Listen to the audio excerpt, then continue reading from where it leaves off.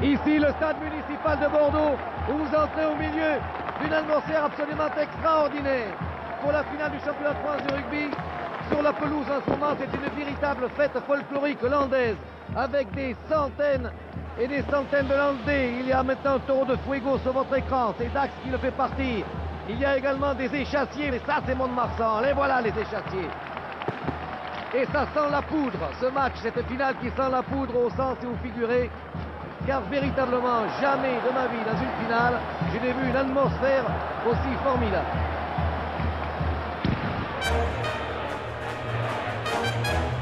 Le 2 juin 1963, le rugby tutoie l'exceptionnel. Dax affronte Mont-de-Marsan en finale du championnat de France. Un derby landais en direct à la télévision. Un match enchanté par le commentaire de Roger Coudert. En ce dimanche de soleil et d'euphorie, un département s'enflamme. 50 ou 60 ans après, on en parle encore, qu'on ait été battu ou que l'on ait gagné. Les deux capitaines, Alvaradejo de Dax et Boniface de Mont-de-Marsan. 63, ça a été la récompense finale pour tous les gens qui nous supportaient depuis très longtemps. US Dax, Stade Montois, qui va gagner? Bien malin qui pourrait le dire. Qui c'est qui ne sait pas ce qui s'est passé en 63? On en parle toujours. Nous, on a le bouclier, nous, on l'a en 63. Perdre contre Mont-de-Marsan, la finale, c'était un drame. Ces gerbes d'étincelles, ces orchestres, ces banderoles, en un mot, c'est l'apothéose du rugby landais.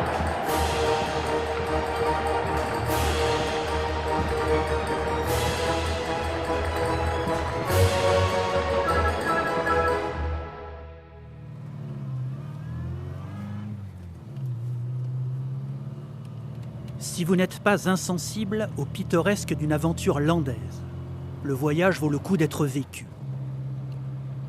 Ici, les pins s'élancent vers le ciel, aussi haut que des poteaux de rugby. Mieux que quiconque, les pins des Landes connaissent la rivalité entre Dax et Mont-de-Marsan. C'était deux villages, pour ainsi dire, et puis culturellement, il n'y avait que le rugby dans les Landes, donc on s'expliquait avec le rugby. Et puis c'était les Landes qui se sont séparés en deux. Et ça va être une partie dure pendant 80 minutes. Les Dacois sont nos meilleurs ennemis, si vous voulez. Et ça a toujours été, ce sera toujours. L'antagonisme existera toujours, quoi qu'il en soit, jusqu'à la fin des temps.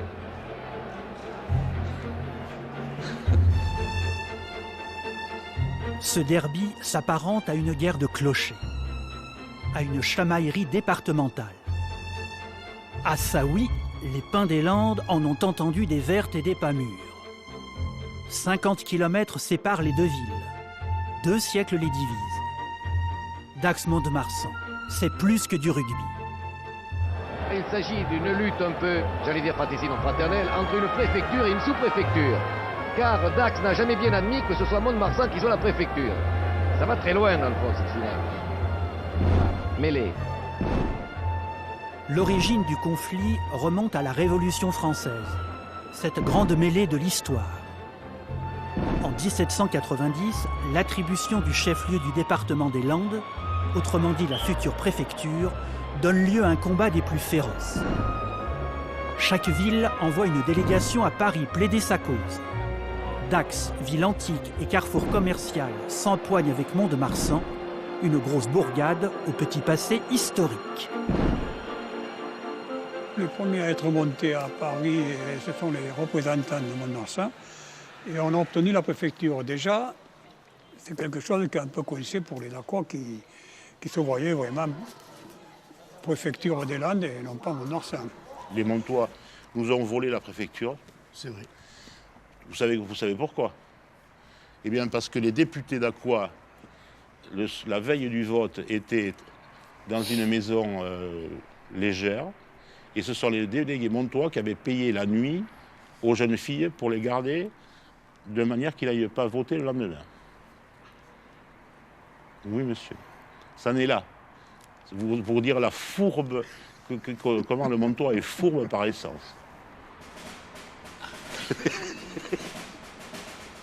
La fourberie des uns, la mauvaise foi des autres, admettons. Mais Dacquois et Montois ne sont-ils pas faits du même bois des Landes? À Dax en tribune, on trouve des pépés à Béret et à Mont-de-Marsan, à votre avis? À Dax, il y a à boire et à manger. À Mont-de-Marsan, il y a à manger et à boire. À Dax, on a la fête dans le sang. À Mont-de-Marsan, on a le sens de la fête. À Dax, les arènes accueillent des corridas, comme à Mont-de-Marsan. À Dax, on est certainement chauvin. À Mont-de-Marsan, on est chauvin certainement. À Dax, on adore le rugby et on marque des essais. À Mont-de-Marsan, on marque des essais et on adore le rugby. Moi qui suis un grand chauvin, je m'envoie des fois d'être vraiment l'ennemi des Montois. Quoi. Parce que bon, c'était quand même une période où il y avait de l'amitié entre les joueurs. Il y avait quelque chose. Bernard Montméja, seconde ligne. Coste Michel, troisième ligne. 1963. L'équipe de France compte 4 copains landais parmi ses lignes arrières. Pierre Albadejo, demi d'ouverture. Philippe Segui, 3 garçons. André Boniface, 3 garçons. Christian Darouille, 3 carrés. Darouille et les frères Boniface évoluent à Mont-de-Marsan. Albaladejo à Dax. Ils s'entendent à merveille pour faire chanter le cuir du ballon. Essai de Guy Boniface contre les Gallois. Drop d'André Boniface contre les Écossais. Transformation de Pierre Albaladejo contre l'Angleterre. Le rugby des Landes marque son temps. Et Darouille inscrit 3 essais en Irlande. Ce finisseur aux jambes de feu, Couder l'a surnommé le lévrier montois. En 1963, les 4 mousquetaires inscrivent tous les points du 15 de France, 2e du tournoi des 5 nations.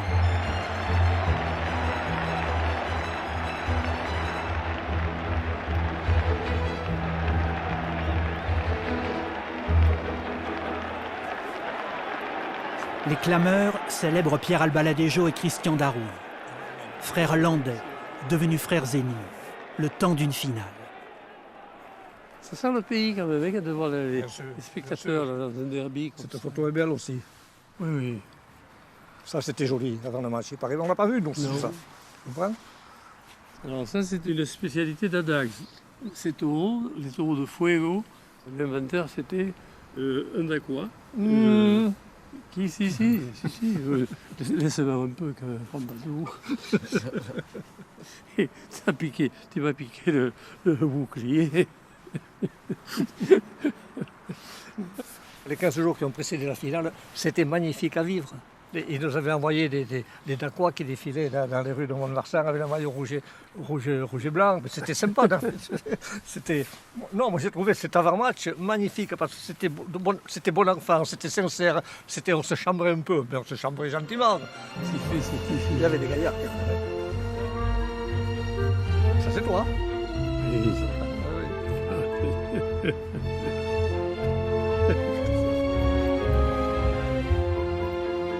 C'est un match au sommet très élevé pour ces 2 clubs qui avaient fait la loi toute l'année. Les 2 clubs étaient dignes d'être finalistes, ouais, mais manque de chance.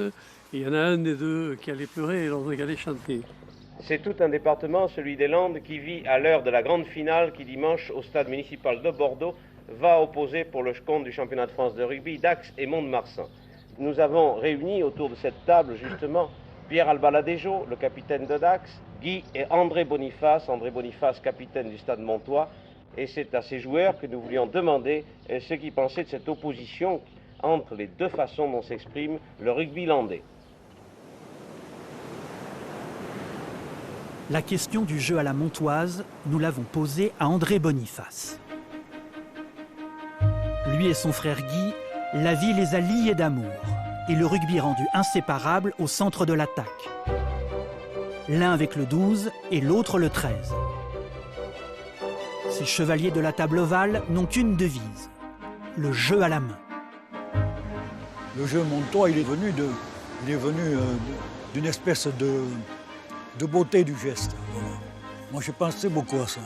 Et j'ai toujours dit à tout le monde, l'esthétique ne nuit pas à l'efficacité.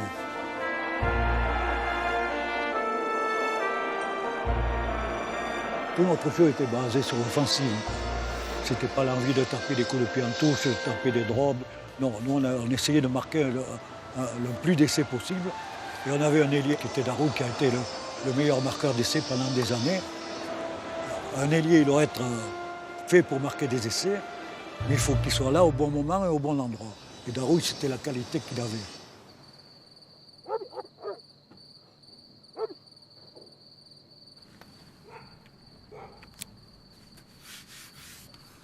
Si l'on veut comprendre le jeu à la dacquoise, une caricature vaut mieux qu'un long discours. À quelques jours de la finale, véridique, un supporter dacquois fait le voyage à Mont-de-Marsan et placarde, quand la ville dort, des affichettes sur les façades. Guidé par Pierre Albaladejo, le rouleau compresseur des avants écrase la concurrence. Le Montois Darouille fait sa prière. Les frères Boniface prennent la fuite. L'affichette caricature à peine la réalité. Les avants dacquois ont une solide réputation, celle d'honorer le combat, en pratiquant la rudesse, et pas du tout la poésie. L'équipe de Dax, à l'époque, avait un très gros pack. Et on nous disait que le rouleau compresseur dacquois allait nous passer par-dessus, on n'allait rien voir de l'après-midi, quoi. Et ça s'est joué à l'inverse de ce qui était prévu au départ. Ouh là là là là là là. La fête du rugby et les pains. Ah oui, ça, les pains, on en avait pris des pains aussi. Hein. C'est pas les mêmes. Hein. US Dax, Stade Montois, chaque équipe a son style, chaque équipe a son école. Qui va gagner? Bien malin qui pourrait le dire. Coup d'envoi, Mont-de-Marsan, l'arbitre fait signe à 15h30, précise, coup d'envoi.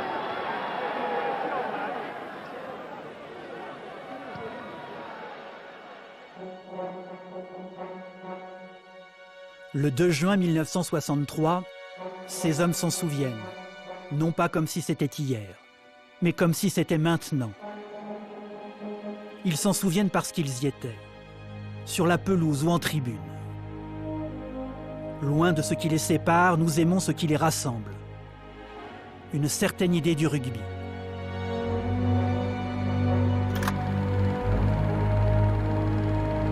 Le déroulement de la rencontre Dax-Mont-de-Marsan, personne n'aurait pu l'imaginer. Car du début à la fin, rien, mais alors rien, ne s'est passé comme prévu. Ils vont pas garder tous les ballons tout de même de l'autre côté. Bon, ben ça fait 2 ballons qui ont disparu, on est allé chercher un 3e. À ce train-là, on n'en tiendra pas d'ici la fin de la finale. Le mystère des ballons confisqués, une dizaine au total, s'explique ainsi. 39 000 spectateurs s'entassent dans un stade de 30 000 places. Une partie du public a été installée au bord du terrain, mais ce public gêne les supporters assis derrière.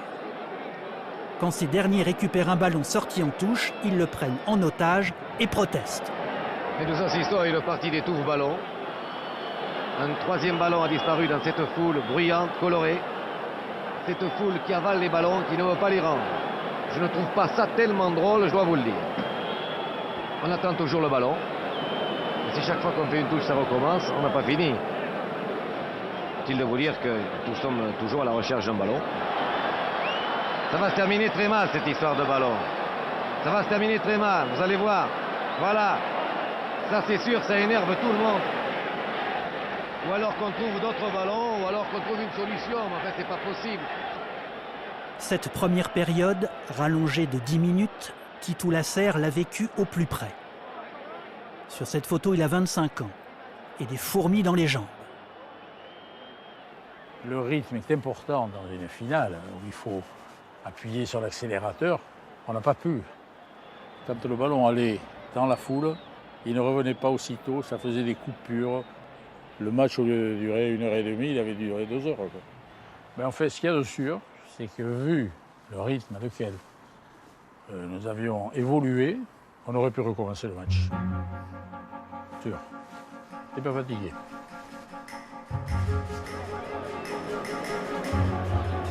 Boniface calcule l'angle.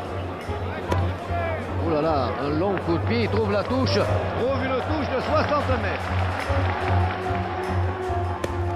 Le béret de Roger Coudert peut en témoigner. La rencontre s'aventure dans le bizarre. Contre toute attente, le grand défenseur des grandes offensives à la main tape dans le ballon à tout va. Tactiquement, André Boniface repousse les Dacquois. Et les souvenirs. J'avais perdu déjà 2 finales et j'étais marqué par ça. Entre autres, la première, j'avais 18 ans, j'étais un gamin, et tous mes copains qui étaient plus vieux que moi pleuraient. Ils perdaient une finale et j'avais été très ému de les voir. Je me suis dit, une finale, il faut la jouer, mais il faut la gagner, quoi.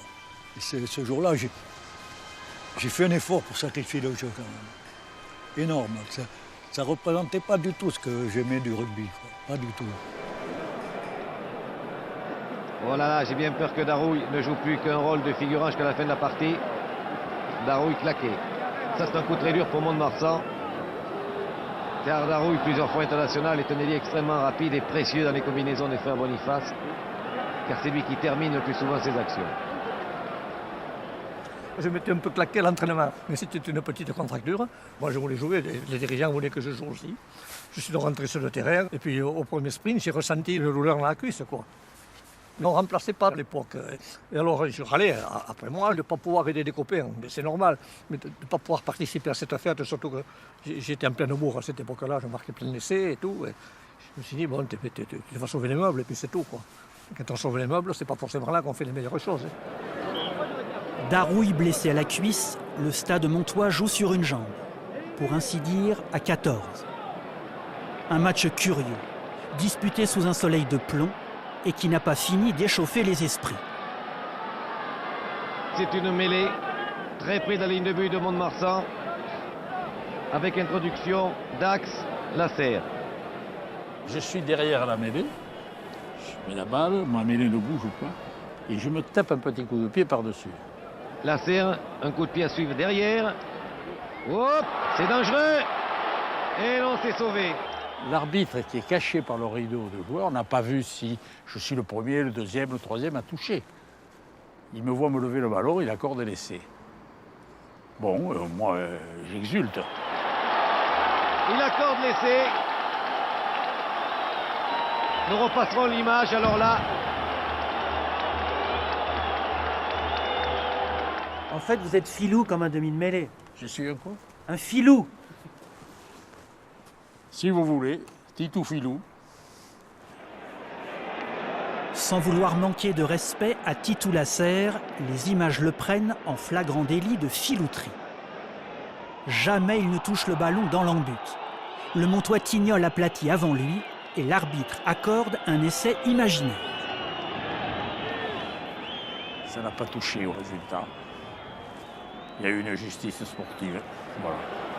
De toute façon, on en parlera, je passe longtemps dans les chaumières de cet essai. Là, on peut dire que pendant 10 minutes, on a été champion de France. Oui. Et ça t'aurait pas embêté de gagner sur un essai qui n'y était pas. J'aurais eu honte. Tu parles. Oui. J'aurais pris le bouclier quand même. Ce match à sang chaud n'a rien d'une partie de plaisir. Le rouleau compresseur Dacquois se fait compresser par les avants montois. L'occasion d'égaliser, vu qu'en 1963, une pénalité vaut 3 points comme un essai. Alors là, vraiment, à 10 mètres face au poteau, m'a l'air difficile de le manquer, mais enfin, ça arrive. André Boniface. Oui, 3 partout.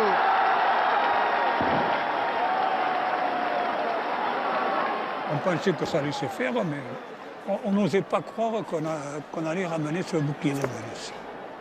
C'était un rêve que l'on voulait qu'il se réalise, mais on n'était pas sûr qu'il allait se réaliser. Alors qu'éclate le tonnerre et que cette chaleur lourde annonce un orage qui pourrait bien éclater d'ici la fin. Roger Coudert a le verbe visionnaire. À quelques secondes d'intervalle vont se succéder un éclair et la foudre. Le tout sur un air de corrida. L'éclair est un éclair de jeu. Échappant à l'adversaire avec la maestria du torero face au taureau, Raymond Albaladejo, le frère aîné de Pierre, allume la mèche. Dax est absolument déchaîné sur cette action. Le temps que la défense de Mont-de-Marsan s'organise, la foudre s'abat d'un coup.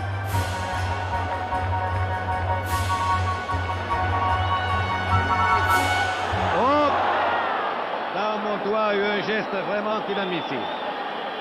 Nous avons vu son numéro et nous savons qui c'est. La vérité oblige à dire que c'est le Montois Pierre Cazal qui assomme André Berille, le pilier de Dax. À croire que la réalité dépasse la friction, l'arbitre ne sanctionne ce geste assommant que d'une pénalité.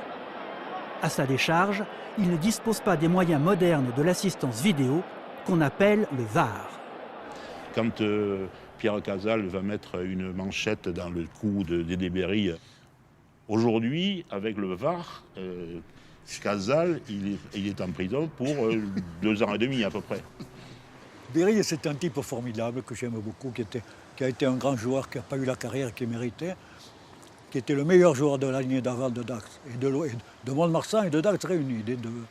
Mais là, il a fait un peu, à mon avis, il a fait un petit peu de cinéma, quoi. Non, Dédé Berille n'est pas dans le cinéma. Il est représentant en vin. Quant à Pierre Cazal, pompier de métier, pompier pyromane, il met le feu au terrain. Vous savez, ces réactions, quand on est dans le match, ça, les avars entre eux, ça se chamaille un peu. C'est ça, je peux le dire, c'est un type adorable, et pas brut du tout. C'est là.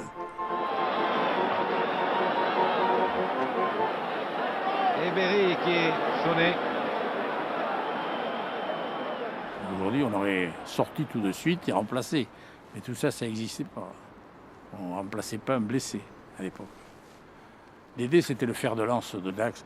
C'était une grosse valeur du pack qui disparaissait à plus de 50%. Pierre Albaladejo. Et la balle passe entre les poteaux. Voilà un coup de poing qui coûte cher à Mont-de-Marsan. Il lui coûte exactement 3 points. À la mi-temps, 3 points d'écart en faveur des Dacois. Ça représente peu de choses, à l'image du spectacle qui nous laisse sur notre faim. Le jeu l'a emporté sur le jeu. Oui, voilà. Ouais. Très nettement, très nettement. C'est sûr que c'était pas un joli match. Et c'est un match qu'il fallait gagner à tout prix. Voilà. Et puis c'est tout. Le reste, ça comptait pas, quoi. Au rayon des exploits majuscules, Dax s'est illustré en 1962 en remportant la finale d'Interville, ce jeu télévisé qui passionne la France. Avant le match contre Saint-Amand-les-Eaux, les Dacois sont en surchauffe. Mais je m'entraîne pour le tour de fuego de la victoire. À la veille d'Interville, quelle est l'ambiance à Dax? C'est formidable, formidable. L'ambiance de fête. Alors je dis, ça gagne ou ça perd? Ça gagne. Voulez-vous montrer la prise, messieurs, s'il vous plaît? Vous ne commencez pas encore, je ne vous ai pas présenté. Voilà. En direct et sous la haute autorité de Léon Zitrone, deux villes s'affrontent à travers des épreuves de culture générale et de culture physique. Alors, vous commencerez à mon top. Ne tirez, soyez gentils, monsieur. Messieurs, voulez-vous vous poser? Mais non, monsieur, on ne joue pas encore. Si vous ne vous êtes pas, Guy Lux, ces messieurs ont de la difficulté pour poser le coude. Si ça ne va pas, je vais être obligé d'annuler l'épreuve. Voulez-vous poser le coude? 3, 2, 1, top! C'était bon au départ.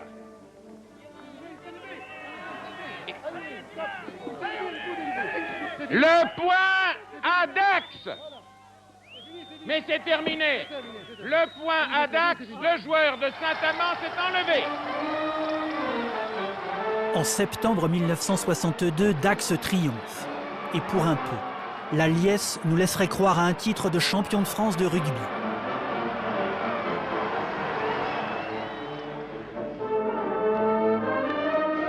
En 1963, le vestiaire dacois a le moral au beau fixe.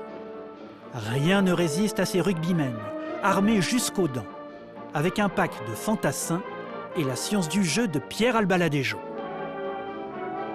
L'US Dax n'a jamais décroché le titre de champion de France. C'est un de vos grands regrets. Ah oui, ça c'est vraiment un de mes grands regrets. On n'a jamais pu arriver à décrocher le bouclier de Brennus. Le prochain peut-être. Les Pins des Landes connaissent le palmarès sur le bout des branches. Et ils savent qu'aucun des deux clubs n'a jamais remporté le championnat. À Dax, on a joué 2 finales et on les a perdues. À Mont-de-Marsan, on a perdu les 3 finales qu'on a jouées. À Dax et Mont-de-Marsan, le bouclier de Brennus fait rêver.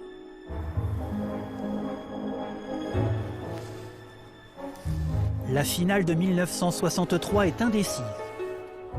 Mais Dax a la faveur des pronostics. À quelques jours du grand rendez-vous, le pinceau d'un supporter dacquois dessine bien la tendance du moment. À l'époque, les Dacquois jouaient des demi-finales tous les ans. Il y en avait 4 ans suivants à cette époque-là. Donc on avait l'habitude des grands matchs. Il ne faut quand même pas oublier que Dax, les 2 matchs de poule, parce que c'était des poules, on s'était rencontrés 2 fois auparavant. Ils nous avaient battus quand même. La première fois ici, 6-0 sous la pluie avec un match épouvantable. Et la deuxième fois à Mont-de-Marsan, 3-0. Il avait battu le Stade de Montois à Mont-de-Marsan, il avait battu le Stade de Montois à Dax. Et les Montois ne perdaient jamais chez eux. Donc les Dacquois étaient favoris. Il était évident pour les Dacquois que la finale, c'était du tout cuit. En deuxième période, le derby reprend dans une atmosphère qu'alourdit la chaleur accablante. Attention, un geste fortuit va changer la face du match. Menés au score 6-3, les Montois viennent d'enfiler un habit neuf. Madame Marsan, les stages Caillot. Caillot, André Boniface. André Boniface qui croise avec qui? Il arrive devant le poteau. Et c'est l'essai. Ah non. Caillot avait marqué l'essai, mais l'arbitre n'accorde pas. En toute logique, l'arbitre refuse l'essai en raison d'un en avant. C'est pas le fait de le refuser, mais c'était tellement symbolique. On avait sacrifié l'esprit du jeu pendant 60 minutes et en 10 minutes, on faisait tout rejaillir. Je trouve que ça a été... C'est un moment que je regrette beaucoup. Quelle magnifique passe croisée d'André Agui. Un des chefs-d'œuvre de cette partie.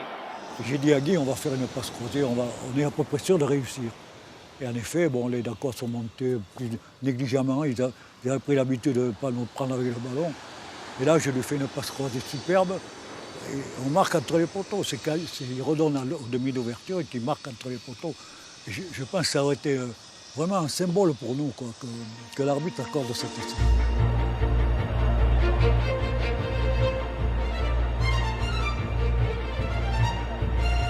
La finale manque d'élans offensifs. Mais quand le ballon se met à vivre, le jeu prend alors une allure réjouissante. Vraiment Albaladejo, est remarquable, qui a des feintes extrêmement redoutables. Au sujet de la feinte, le rugby landais entretient un cousinage avec la course landaise.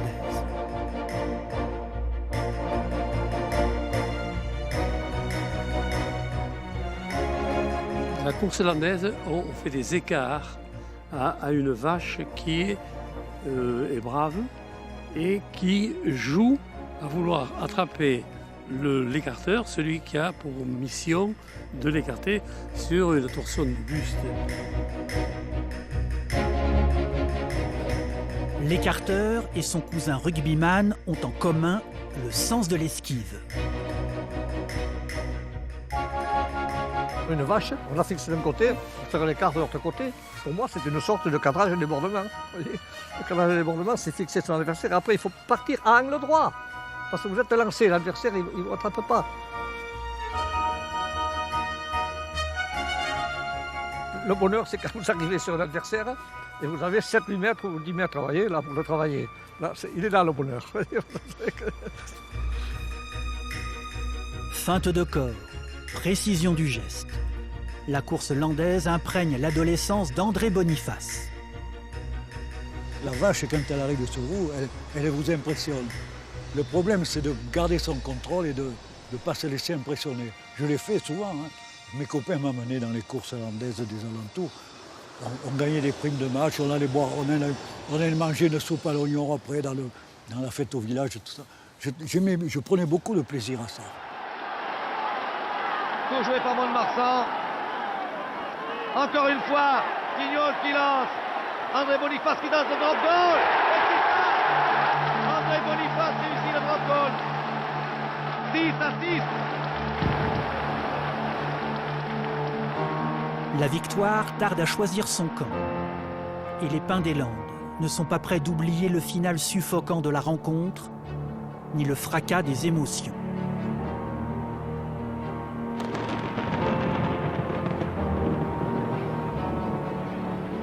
Il y a de l'orage un peu partout dans cette finale, et sur le terrain et dans le ciel. Et à ce moment-là, ça s'est noirci, le ciel, il s'est mis une pluie incessante, énorme. Il fallait voir comment ça tombait. Alors que l'orage tombe maintenant, des vrais grelons. Et c'est sous l'orage que cette finale vraiment hors série va se terminer. Mais alors, c'était quelque chose de dantesque. On pensait que ce n'était pas possible de pouvoir jouer dans ces conditions-là. L'affaire qui s'échappe. Lestage sauve la balle, la donne à Guy Boniface qui lui échappe. Cette balle est devenue insaisissable brusquement en quelques secondes. Tout à l'heure, nous allons être transformés, je ne sais pas en quoi, en poisson peut-être. Nous n'avons pas d'imperméable. Oh là là là là là là. Quel désastre.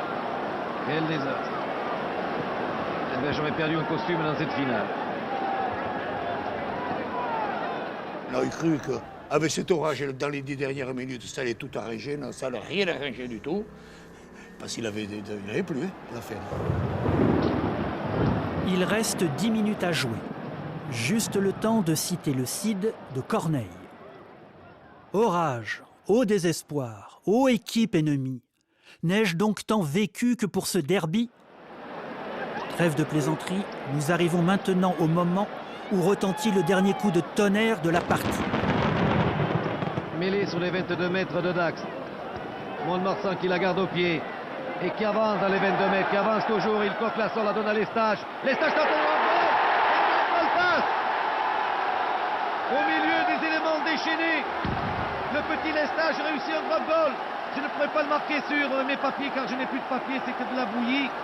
Mais de toute façon, j'essaierai de m'en souvenir. Je regarde mon chronomètre qui ne marche plus.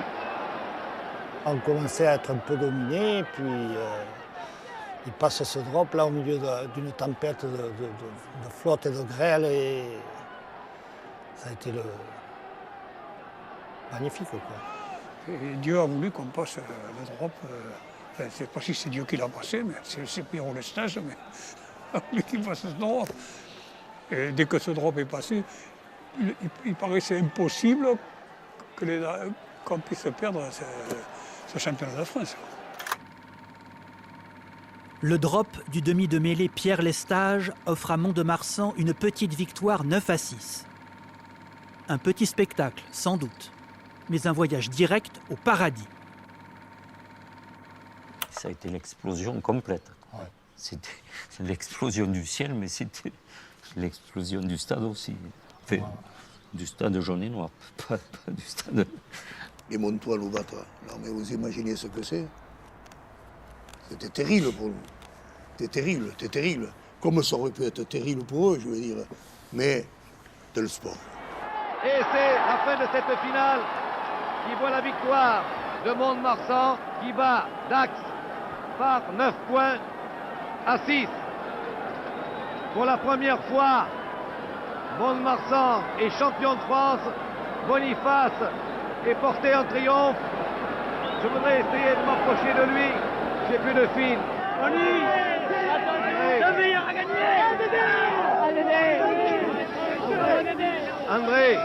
André, approchez-les de moi. André, quelles sont vos impressions à la fin de cette finale hors série? Je n'ai plus de fil, Laisse parler, mon mère. Je suis très heureux, Roger. C'est le plus beau jour de ma carrière rugbyistique.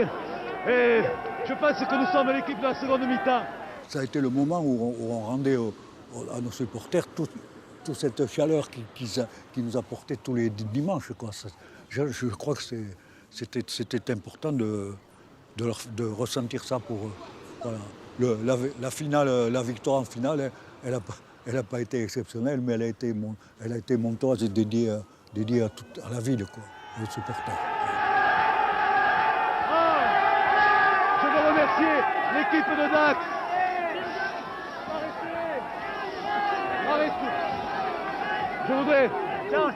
Je voudrais remercier l'équipe de Dax pour sa sportivité tout de même. Ça a été un match correct.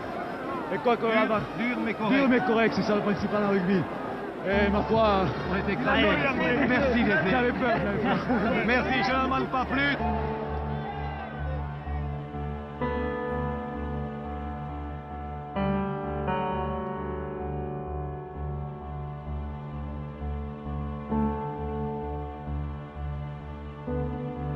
On a été battus par des copains. Sur le terrain, il s'est passé ce qui s'est passé. C'est un jeu difficile, un jeu rude. Et tout le monde avait donné le maximum de soi-même. Et malheureusement, il n'y avait la place que pour eux. Et bien, il n'y a eu la place que pour les Montois. Je ne vais pas être hypocrite, on était très très contents d'avoir gagné. Même si j'aurais préféré gagner contre notre équipe.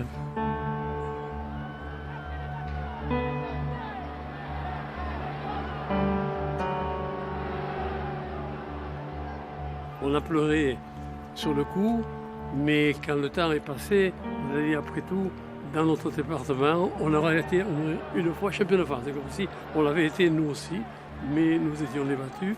Et j'avoue qu'il y a une sacrée différence entre le battu et le vainqueur d'une finale.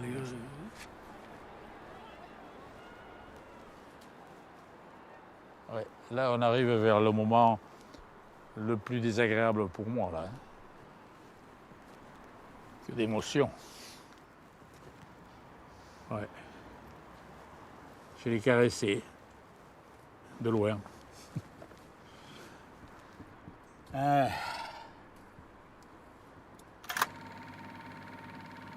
L'envahissement du terrain par la foule. Les héros portés en triomphe, le maillot trempé de pluie et de sueur. Ce corps à corps entre joueurs et supporters témoigne d'un lien fort et de l'esprit d'une époque. Quel souvenir, ça me fout le frisson. Oh là là, ce monde, oh là là, que c'est merveilleux, ce peuple. Le bonheur du jour est si grand. Roger aura 25 ans toute sa vie. On a envahi le terrain. Moi, personnellement, j'ai envahi le terrain comme un dingue avec des amis qui étaient avec moi. Et j'ai eu la chance de... Pas la chance, je me suis précipité sur l'arrière du stade de Montois, Jacques Gourgue, qui était mon ami d'enfance. On a toujours vécu ensemble dans le même quartier et qui jouait arrière dans l'équipe. On s'est embrassé comme... On ne peut pas l'oublier, ça. Il m'a offert son maillot. Il a sorti son maillot. Il venait pendant tout le match qu'il y avait dessus. Il m'a fait cadeau de son maillot. Alors qu'on se connaissait depuis tout petit, puisqu'on a vécu toujours ensemble. Pour moi, ça a été énorme, énorme. J'étais champion de France, moi, champion du monde. C'est incroyable.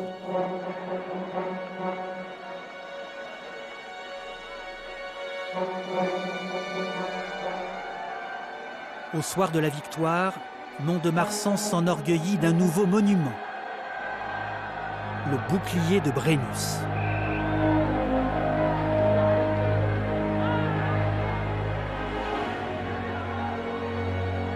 On est arrivé à Mont-de-Marsan, on a trouvé cette foule, il y avait 30 000 personnes dans les rues. C'était incroyable.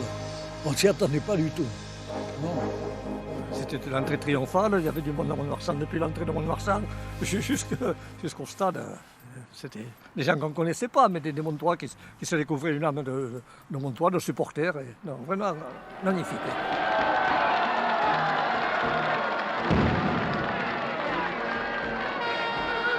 Sous une pluie d'acclamations, la ville fête les joueurs, ces demi-dieux de l'Ovalie. La nuit est blanche, vibrante, inoubliable. Il y avait des bars qui ouvraient, qui offraient à boire. La plupart du temps, on ne payait même pas. Ça a été Merveilleux, merveilleux. Ça a duré toute la nuit. Et on s'est amusé, on a chanté, on était heureux, on ne pouvait pas... C'était le bouclier de Brennus, vous vous rendez compte, c'était quelque chose d'énorme.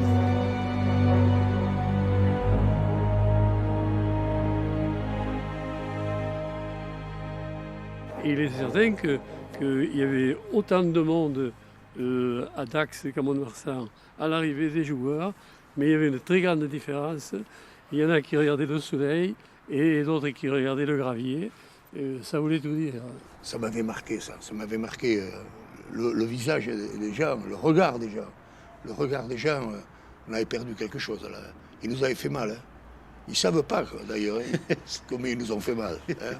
3, 4. Oh grand Dieu, qu'elle est belle, la Dacquoise à l'œil droit, quand sa vive prunelle étincelle le soir, lorsque son doux sourire sur ses lèvres arrive. À Dax, au plus triste de la nuit, en l'espoir de lendemain qui chante, Claude Dufaux et ses copains entonnent la Dacquoise, l'hymne de la ville. Au nom de fugitive de l'Ado, vous qui passez plaintive sans retour, gardez sur vos rives mes amours, gardez mes amours.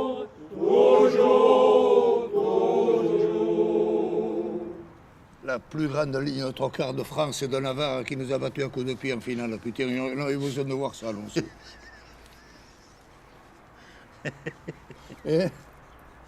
À coups de pied, nous sommes battus. Après le bouclier de Brennus, la vie reprend. Tellement belle chez les vainqueurs, quand la déception oppresse les vaincus. Heureusement, les déchirements du derby laissent vite la place aux amitiés recomposées. Albaladejo qui se dégage en plein champ, Albaladejo cherche un partenaire, le trouve, c'est Darouille. Darouille est détaché, Darouille continue, et Darouille marque un essai pour la France. Oui.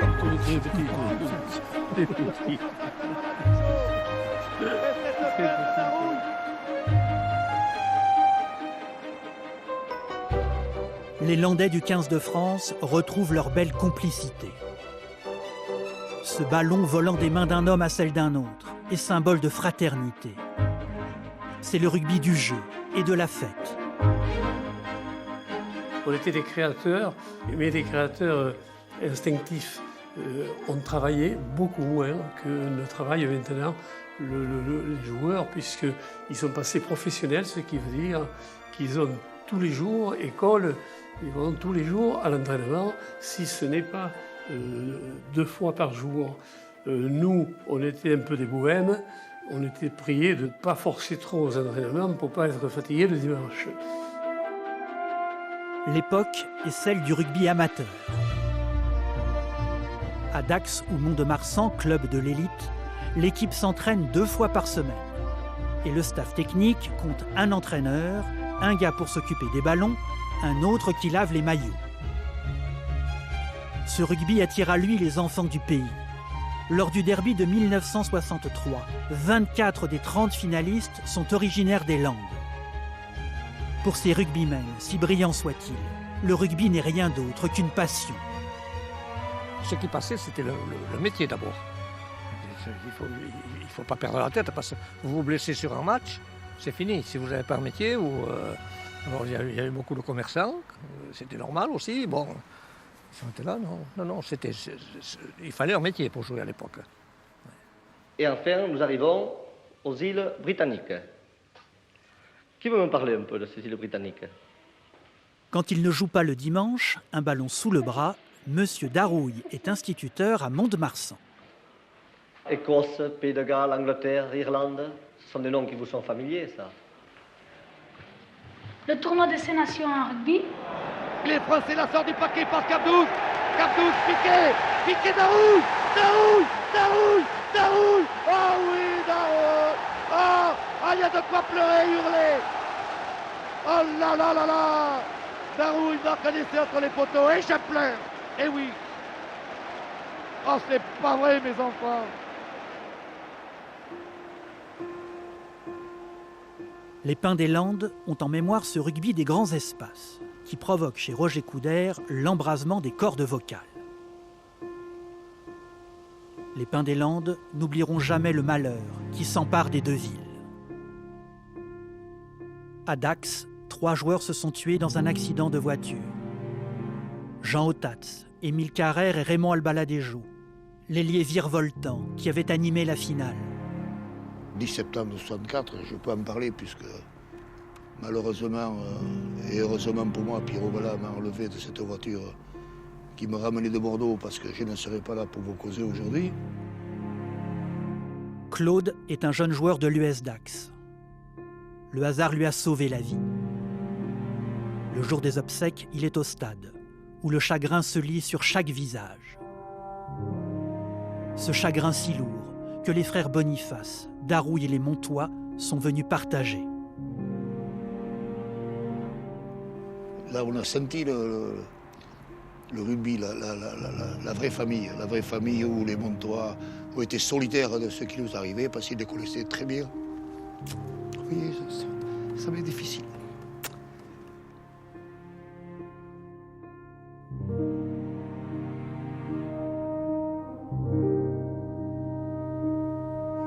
Mais les Montois étaient là, oui. Et ils ne savaient pas que 4 ans après,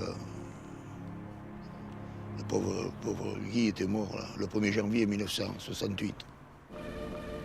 C'est dans son village natal de Montfort-en-Chalosse qu'ont été célébrées les obsèques de Guy Boniface.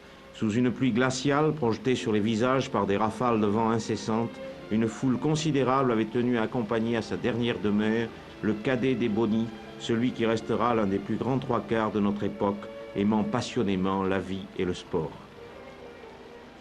Guy Boniface meurt des suites d'un accident de la route à l'âge de 31 ans. 35 fois international, champion de France. Il est tout pour son frère André, tout ce qu'un frère peut donner à un autre. Le Stade Montois perd l'un de ses enfants les plus talentueux. Parmi la foule, les rugbymen d'Aqua pleurent la disparition d'un copain. Tous ces gens-là qui étaient de la même génération, qui avaient joué les mêmes finales, se sont retrouvés et il est resté quelque chose de très puissant. Mais j'ai bien dit de puissant avec les joueurs. Le rapprochement des joueurs de Dax et de Mont-de-Marsan, peut-être faut-il y voir l'empreinte du rugby des villages. Un rugby capable de maintenir le monde en état de drôlerie et de noblesse, pour citer l'écrivain Kléber Edens. Le rugby des villages forme une partie des racines du rugby français. Le rugby des villages impressionne par la puissance des sentiments qu'il exprime. En 1963, lors du derby, quelques minutes après le triomphe montois, la noblesse de geste s'invite dans le vestiaire des battus. C'est une photo excessivement amicale et puis une photo de réconfort. Parce que je pensais beaucoup à Pierrot. Je pensais que le perdant serait malheureux. Je ne pensais pas à la joie du vainqueur, je pensais à la tristesse du vaincu. J'avais déjà perdu des finales, je sais qu'il n'y a rien de plus triste que tout s'effondre à la fin d'un match quand on a perdu. Il y a 10 000 spectateurs, ils vous marchent dessus. Si vous avez perdu, ils ne vous connaissent plus. Si vous avez gagné, vous ne touchez pas le sol. Là, je pensais beaucoup à la tristesse de Pierrot. Finalement, je n'avais pas vu qu'il avait saigné du nez. Elle me plaît beaucoup, cette photo. J'aurais aimé qu'elle soit inversée, mais le fait de voir ça, c'est bien que c'était des gestes courants dans le rugby à l'époque. Il y avait toujours une réciprocité d'amitié, au diable le match. Il y avait de la fraternité quand même. C'est bien, non? C'est bien.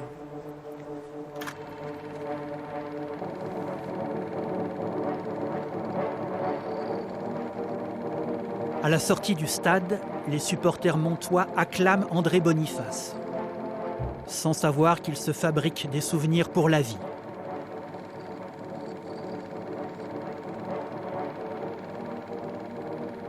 On était contents d'être champion de France. Oui, voilà. C'est surtout ça. Avant tout.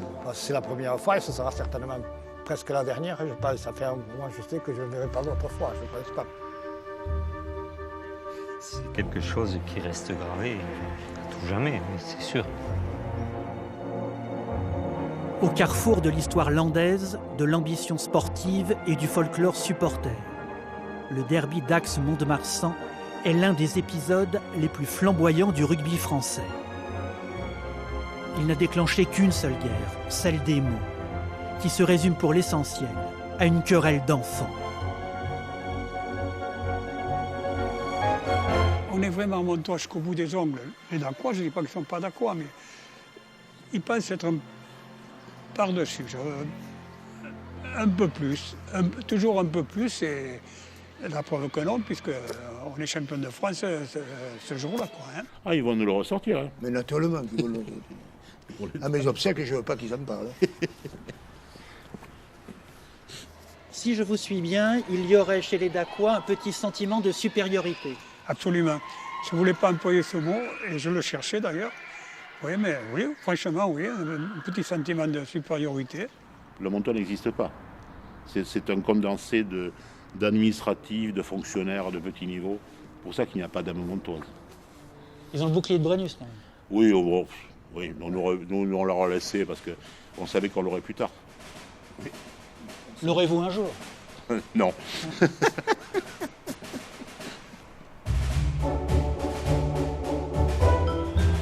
On attend toujours le ballon. Oh là là là là là là.